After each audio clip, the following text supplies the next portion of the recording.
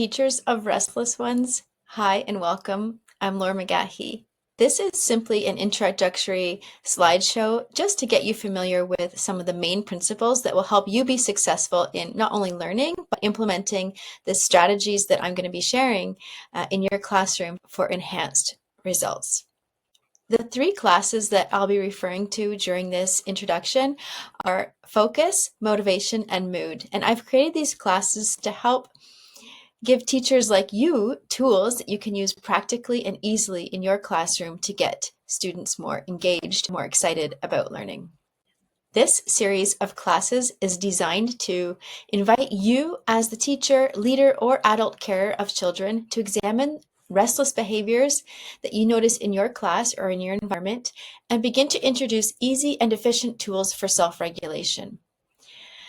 In these three classes, I offer each three strategies. So in total, to take all three classes, you would be equipped with 9 tools in your kit to redirect energy to focus, increase motivation, and enhance the mood, all to support learning taking place in your care. The main goal of the three classes is to get tools in the hands of children who might be feeling a little less motivated than desired, a little unfocused, or perhaps have dreary moods. Give them tools that will walk them across the bridge so that they can participate in learning in more effective and more exciting ways. A few encouragements for you as the classroom teacher or adult carer. Draw on observation. So you have the most powerful role here where you're going to notice the times of days, children themselves, the subject matters studied previously. You're going to draw on all of this information that you collect to understand better if the students in your care need better focus, enhanced motivation, or perhaps an elevation in their moods. And then that will better equip you to be responsive to the restless behaviors with these strategies that I'll be presenting in these three classes. Also, a gentle reminder to be empathetic. Put yourself in the seat of the student. And this will help give you a different perspective of what they're going through perhaps, and maybe what could benefit them at a particular point in time during the school day. Next is to create a plan.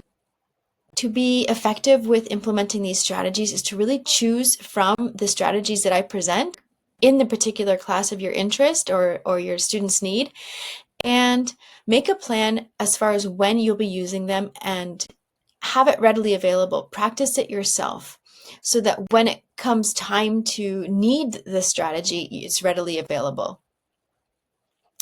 And then lastly is to commit to your plan.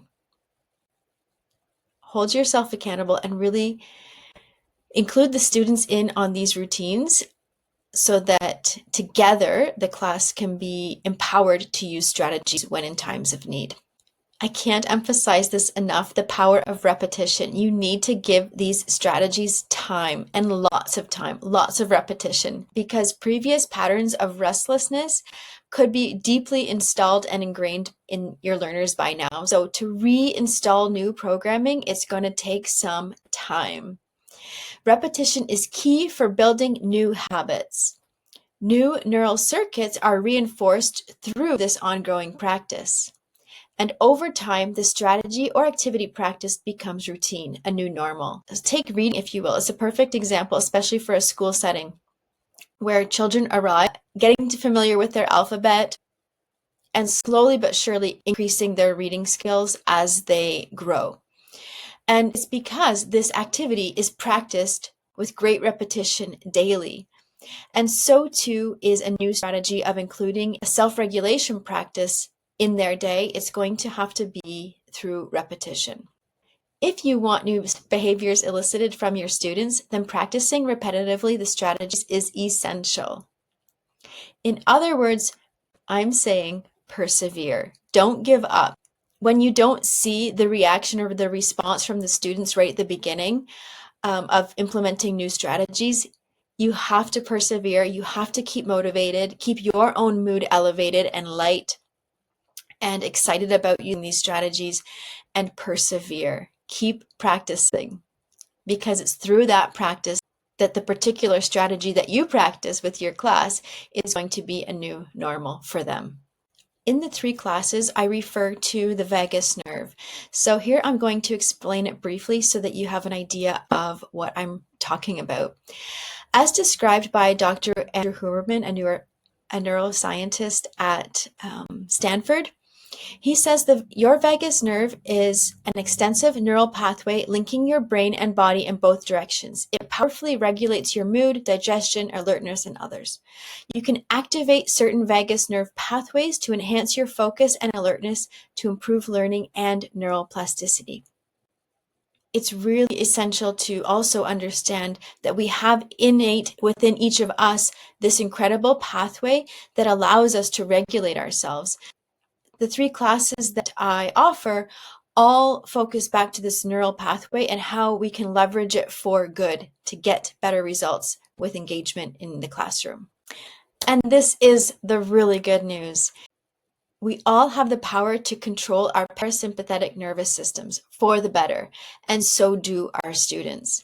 Giving them these tools now is going to serve them, of course, during the time that they're with you, but additionally onwards. These are going to be tools that they can resort to whenever they need to reset their focus, reset their motivation, or elevate their moods.